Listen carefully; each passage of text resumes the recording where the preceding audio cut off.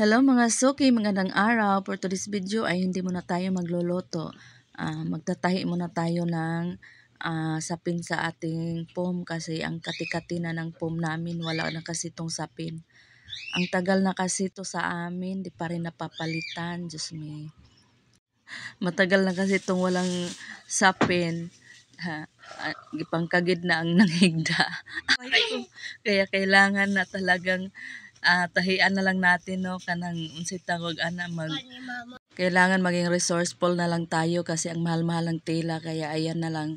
So nung pagkatapos higa-higa na lang yung aming prinsesa, maganda pa rin naman kahit hindi bago yung tela namin, parang recycle lang.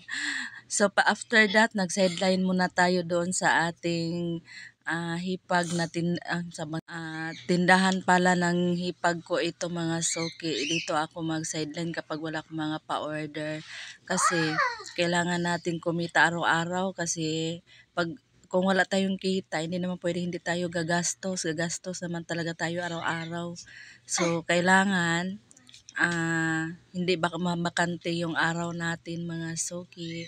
So, ang ginagawa ko lang dyan, naglilinis, mag-display-display, kay nagkayamukat na ang ating mga paninda.